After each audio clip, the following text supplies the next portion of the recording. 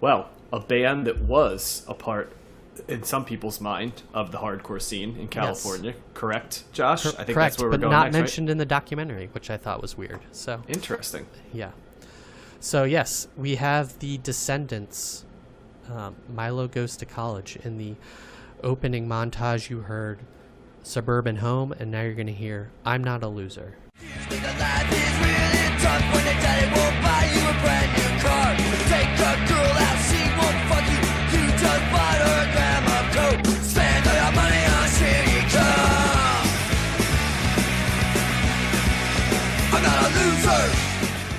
So this is the Descendents' first full-length album.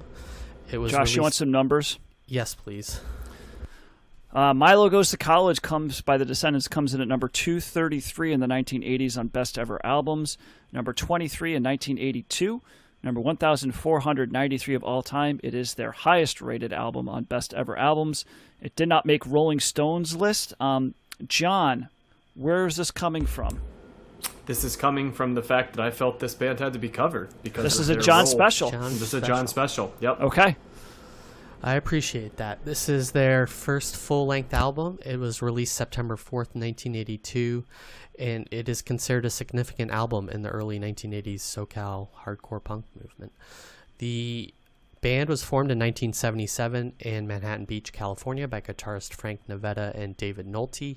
Nolte later left the band to work in another band, and in 1978 Bill Stevenson joined as a drummer, and Nolte returned to play for a bit and then left again for good. This time he was replaced by bassist Tony Lombardo. Interestingly, Lombardo is about 20 years older than the bandmates, and really? so he Wow. was 34 when the band started in 79, while the rest of the guys were in their late teens. So you have a significant age difference and maturity level there, but they all got along, and Stevenson said that he was of the same mindset as them. So I don't know if that's a good or a bad thing, but the three of them recorded a single and released it on their own label, Orca Records, named after Stevenson's boat. Were you going to chime in, John? I feel like you were going to say something. I was not. I was just listening. It wrapped attention. Josh. Okay, yeah. So they did have a female lead singer, Cecilia Loera, for about 6 months before Milo Ackerman was recruited and joined as their lead singer. They released their first EP called the Fat EP in 1982, which established their presence in the SoCal scene with short, fast, aggressive songs, much as like you would hear on this album. They then recorded this album in June of 82 with the cover and title referencing the fact that Milo was going to UC San Diego to study biology. The cover is a caricature of Milo and his self-admitted nerdiness, and it became their mascot also as a result. Milo ended up with a PhD in biochemistry, so chalk that guy up to another punk rocker who has advanced degrees in the sciences. Stevenson had said, quote, "There was never the idea of Milo not being a scientist and Milo staying in the band. He was always real clear about being into his science first and foremost." So also, can I mention, yes, when you see the Descendents, like, they don't scream nerd, even though they were considered nerd, which just goes to show how much the term nerd has changed over time. Yeah, so I just thought I'd throw that out there. I think really Milo is the only one that would consider themselves a nerd, but since he was the lead singer, that's kind of what they were branded. All four band members made writing contributions to this album. For example, bassist Tony Lombardo wrote Suburban Home, while Bill Stevenson wrote Catalina, about a fishing trip he took on his boat. Frank Navetta wrote I'm Not a Loser, so I kind of got a lot of them covered in the montage in the opening track, or at least half of them. The album was released on New Alliance Records, which was an indie label run by D. Boone and Mike Watt of the Minutemen, who... Do we talk about them later, John? I can't remember. We will. We'll cover them. Yeah, Yep. That's what I thought. Also another important band to the early 80s. And it sold around 1,000 copies, and there was no tour for it. So this, I just can't imagine being this small of a band. And I feel like it doesn't exist like this anymore, because there's always the internet now to get your name out and people touring. So I can't imagine being that small, but then having an impact later on down the road like that. So there's other stuff. Let's talk about the album though, because the album is short. As John said, it's the shortest album that we talked about, 22 minutes. It probably will be the shortest album we ever talk about in the history of the show. But let's start with Matt. What did you think of The Descendents and Milo Goes to College? So I'm just looking at the Wikipedia thing here for the first time, and so I was kind of questioning when I was listening to this. I'm like, it's absolutely punk rock. Mm-hmm. It's very fast. It's like other punk albums that we've covered or hardcore albums that we've covered. There's a lot of energy. It's very fast. A number of the songs are under a minute long, and they're biting lyrics. Like, I actually paid attention to the lyrics because like a couple of them stood out right away. I was like, all right, it's only 22 minutes long. Let me just see what's happening. Because also a lot of the lyrics, it's as you're reading them and he's singing them or really screaming them or shouting them. It's so fast, like it's almost like you have to read the lyrics because everything comes so quickly that it's hard to really decipher what he's saying unless you're actually reading them. I felt the same too. Yeah. So and so my initial kind of question was like, is this? I couldn't tell if this was hardcore or not, because while it's got elements of hardcore, I also found this to be more melodic than what I was kind of used to hearing. Like I think the only, like if we're talking about the other hardcore albums that we've covered, Black Flag and the Dead Kennedys, which I think there are elements of the Dead Kennedys albums that I found melodic and I found varied more so than Black Flag, but this seemed to be overall. But Dead Kennedys aren't true hardcore either. They're okay, like but they fell under that umbrella. I was just trying to think of other bands that we've talked about so far that could be considered somewhat in that genre. Sure. But a band like X, for example, that's not considered hardcore. That's more punk, correct? Right. So this stood out a little bit more to me as being a little bit more melodic. I thought that there were some cool guitar riffs on here. I thought that there were some really cool bass lines, really melodic bass lines, very fast. And it sounded good. So I liked this. Actually, this might be of any punk or hardcore album that we've covered so far in this decade, this might be my favorite. I did pay attention more to the lyrics here, and I was laughing all throughout this record. Like, the lyrics on here are actually like they're very funny. They cover a variety of topics from like love to like just fighting against authority to like railing against the military or your parents or whatever. Yeah, and it's just like it's a lot of, and it's biting. There's these cursing left and right. He's calling out like prostitutes and sluts and like it's like everything. So there was a lot of laughing happening here with me. So it wasn't a typical. I'm gonna go thumbs up on this album. It's not an album that I ordinarily would have been thumbs up on, but I think it hit me at a right time. I think I liked the fact that it was only 22 minutes long, because it seemed right for this, and while I don't know if you could really decipher a whole lot of difference between the songs musically, because it's just a very like very fast playing, but it's still it kind of comes in, kind of comes out. It's funny. It's got some melody there, and I'm also seeing in Wikipedia here that this is under the genre of melodic hardcore, which if that's an actual thing, which it's got a Wikipedia page, so it must be a real thing. I think I would be okay with hardcore if it was more melodic. So that's what I've always said. I'm like, there's not enough for me to hang my hat on. Whatever. So is that kind of what merges with like melodic metal, emo? Kind of? Yeah, or like you could see how it could be like Avenged Sevenfold type stuff, Josh, or even what's it called? This Kill Switch Engage. That's kind of like melodic metal, stuff like that. So I wonder if that's it's got a whole page on it. We could maybe take a look at that. But it's basically hardcore that's got it's a strong emphasis on melody and its guitar work, which give me that. You know what I mean? Like this totally page says that AFI was considered to be melodic hardcore. Okay, and I like some AFI. Miss Murder's a great tune. So I thought that I was a little worried because I was like, it's going to be a punk, like maybe hardcore kind of thing that could be difficult for me, but not really. I mean, the more I listened to this maybe 3 or 4 times, And the more I listened to it, the more I liked it. And when I sat down, the last time I sat down, I'm like, let me just read through all the lyrics here as it goes along, because I had 20 minutes to kill.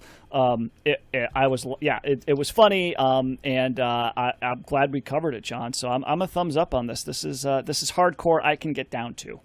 Yeah, this is this is kind of, I always describe the Descendents because I'm obviously familiar with the Descendents. I always describe it as like hardcore meets the Buzzcocks is the sound I've always described the Descendents as, and add in a little bit of nerd culture-y type stuff that you could definitely see a guy like, not that, but there's an element of kind of what Rivers Cuomo was, like playing loud music as a nerd type of stuff. He maybe veered a little bit more to metal, but you could definitely see it. The other thing is that this pretends quite a bit is what I kind of consider skate punk. Yes, for sure. Pennywise, NoFX, yes. early Bad Religion, all that stuff. And this is, I guess, as much as I haven't looked up what they're calling melodic hardcore, Matt, but I would guess that probably skate punk. You might be familiar, like Rise Against, right? Is like the next level of that. Skate punk is mentioned in this page. Yeah, it's often used to describe both melodic hardcore and skate punk bands. So there you go. Yeah. So that's, and I mean, the sound is very much the same, and the lyrical content is pretty much the same too.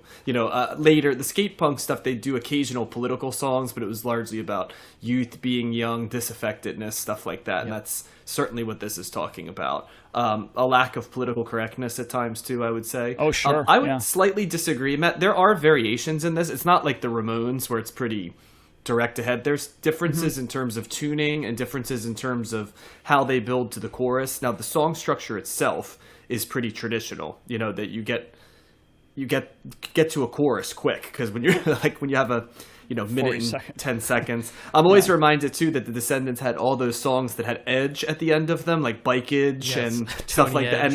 And I never quite understood what that was, outside of, like, sort of saying that it's like like Bikeage is kind of like, I imagine, because it's about, and for lack of, it's basically about sluts, right? So it's like, Bikeage is like, you're like a bike, I guess that's what you're going, like, my age, like about me, right? So it's and the lyrical content's there, but I always remember that there's a great deal of those type songs. But this is, to me, this is a clear evolution in the punk sound.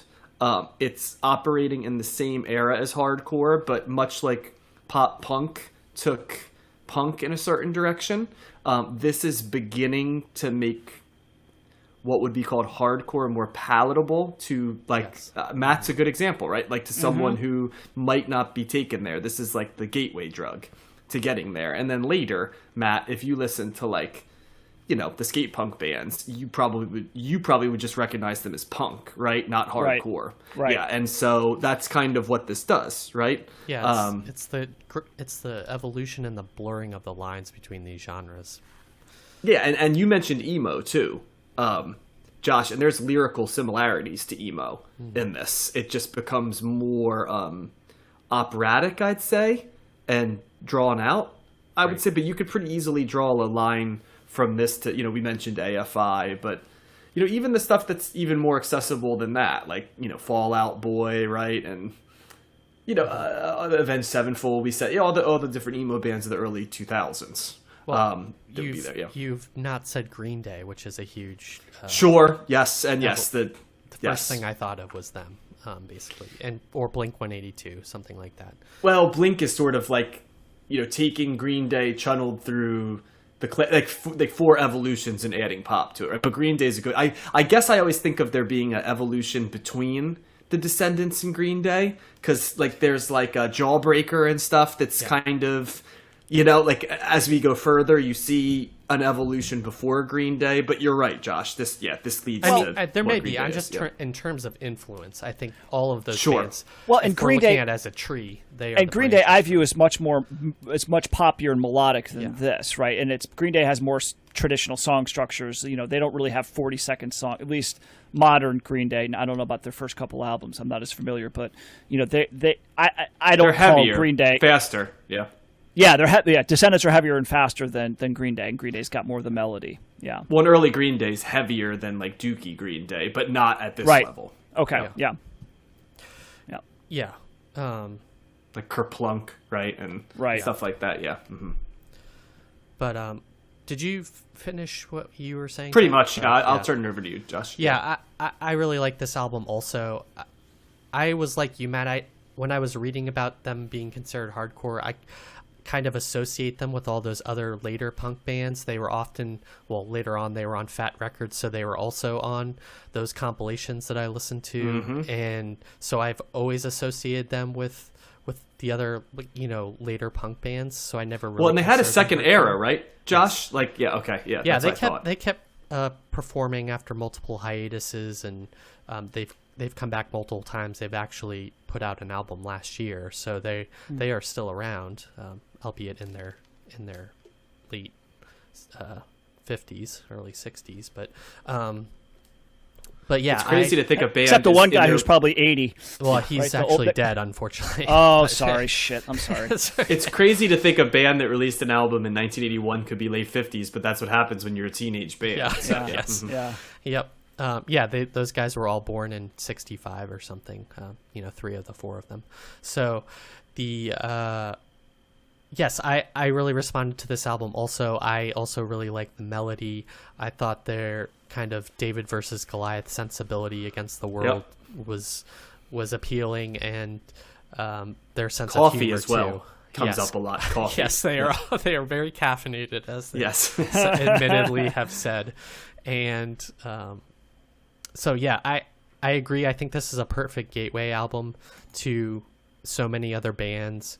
Mm-hmm. And I appreciate too that it's clear after knowing that all 4 contributed songs to the album that you can kind of see their tendencies in their songs. And something like the older Tony Lombardo writing about suburban home and wanting to have stability, or not. He also wrote "I'm not a punk," and not considering himself as part of that kind of identity. You can get their personalities through the song, so I appreciate that as well. I'd also like to point out that the guy Lombardo, who's much older than them, right? Yes. Mm-hmm. He is not the descendant who passed away. Oh, it is one of the younger guys. Frank Nevada. Mm-hmm. Yes, you're right. Frank Nevada. Mm-hmm. So I was wrong. No worries. I just thought I'd point that out. I saw that was. I wrote that down. I just, for some reason, I got assumed that since he was older, but no, he is still alive. You're right. And this was a great fun listen.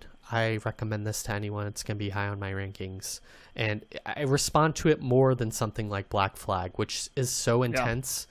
And I think a lot of the hardcore bands I shy away from due to their intensity and just kind of their emotions way out there and kind of the most intense way possible. And I feel like this is a step back from that in terms of accessibility, also just fun, and kind of just more my level of punk rock that I like. So I appreciate how influential they are to the movement and to the genre. There is a great quote that I'm reading now, Josh, about Lombardo, the one we were talking about, who's a little bit older, was talking about how they were part of the punk scene, but he did not want to be part of the chaotic part of the punk scene. Yes. He has this great quote where it's like, I definitely wanted a home. I couldn't live in a place where all the people are cool. I don't like dysfunctionality. I have an abhorrence of dysfunctionality because my mother was an alcoholic. My parents are divorced. I just don't need that assault on my emotions and psyche.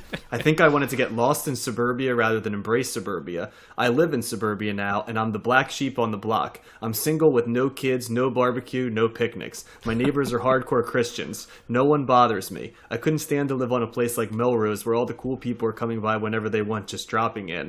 I thought that was a hilarious quote for some reason. That is hilarious. And it's apropos, too, because he ends up working for the USPS. And that was his career after he left the band.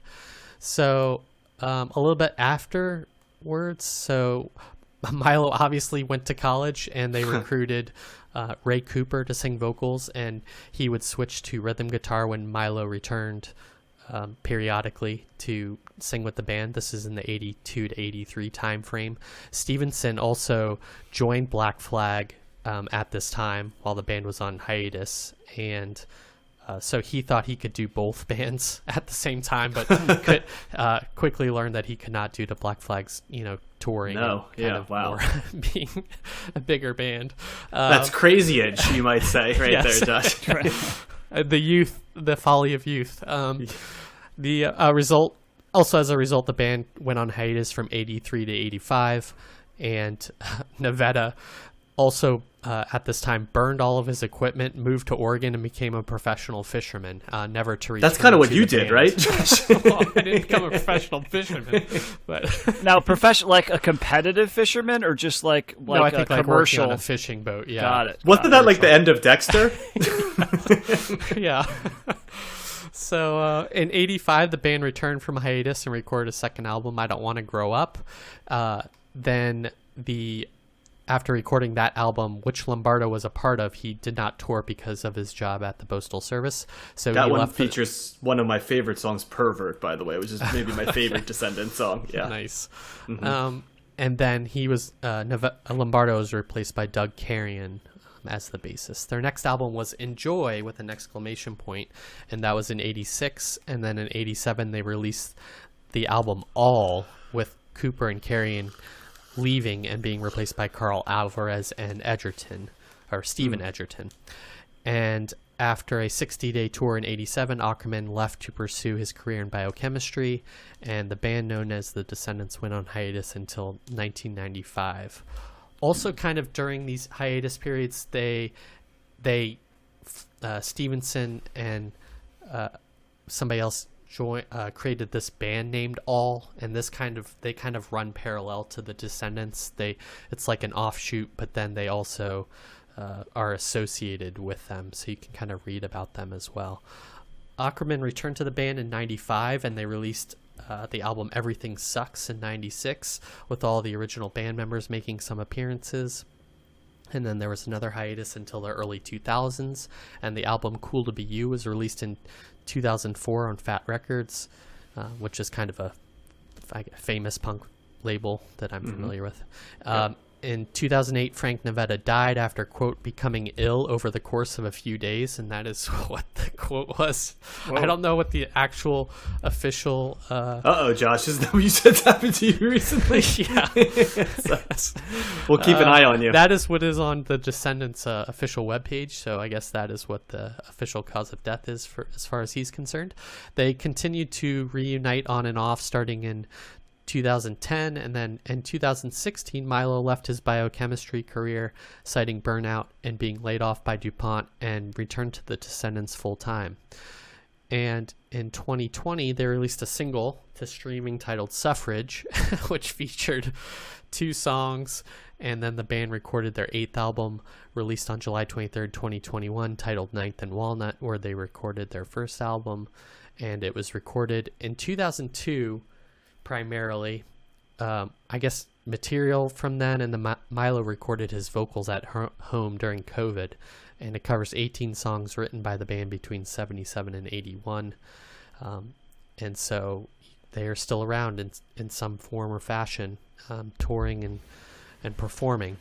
Can I also add one other thing, Josh, yes, real quick? Sure. I wanted to give a shout out to Fat Records for what I always remember about them is they only signed 1 record deals with bands. I remember when I was growing up, I did it. I went to the Wikipedia page to check myself to make sure I remember that correctly, and it is true. But they also have a hilarious thing about the label never having been a member of the Recording Industry Association of America. And there is a great quote. "Are we a member? Not only no, but fuck no. We spent 3 years having our label's name, which was misspelled, removed from their members list. A year went by, then our name showed up again on their fucking list. Who are these son of bitches? Needless to say, we're in our process of having our name removed again, but they aren't being too cooperative." Oh, that's funny. Mm-hmm. I would say, it's similar to End, what we talked about. They are hugely influential to modern punk and pop punk. And I know bands. Blink-182 loves them. They yes, mention they them all said the time. Yeah. Blink-182, Mark Hoppus and Tom DeLonge both said that Blink-182 would not exist without the Descendents. Other bands like MXPX, NoFX, Green Day, Rise Against, Offspring, Ataris, all bands that I listen to. Oh yeah, Offspring. Another, Jesus, Yeah. yeah, that's true. have all cited them as influential. Dave Grohl finally has said that if the Descendents had made Milo Goes to College in 1999, they'd be living in fucking mansions. That's a fucking amazing record. So He's probably right, actually. Yeah. So if you're a fan of Dave Grohl, then check out the Descendents. That should be all you need to go to listen to them. So, Yeah, because he comes out of the world of DC hardcore. That's where he Yep. cut his he grew up chops. in Alexandria, right? I think, or Springfield, something like that. Yep. So yes, all 3 thumbs up from us. Check out this album. What have you got to lose? It's 22 minutes long. You can do it while you're, I don't know, washing dishes or something. But it's great, and I recommend it. Agreed. Thumbs up for me. Nice. I like the album cover too. I like that little character they got going on. He makes an appearance in other albums. It looks like. Yep. He comes kind of like their Eddie. Yeah. And also, yeah, right. He's the nerd Eddie. And they also made it. Wasn't the guy at the conference, not the January 6th committee hearings, like one of the rioters was testifying, was wearing a Descendant shirt? Did you guys see that? Really? Yeah. Oh, Yeah, that would be horrifying for them, I think. Yeah, they're all. And then the Descendants came out with a statement saying, "We do not condone what happened at the Capitol." On it. So yeah, everybody else is wearing like ties and stuff. This guy's wearing a jean jacket with a Descendants T-shirt underneath. That seems anti-Descendants to be involved in the January 6th. Well, the guy repented, and he was testifying, saying he made mistakes and whatever. But yeah, and I'm like, oh, we're covering them. Like 2 weeks later, I saw that we were covering them. That's so funny. There you Yeah, go. I didn't see that. Yep. Okay, so it's still around in the modern context. It sure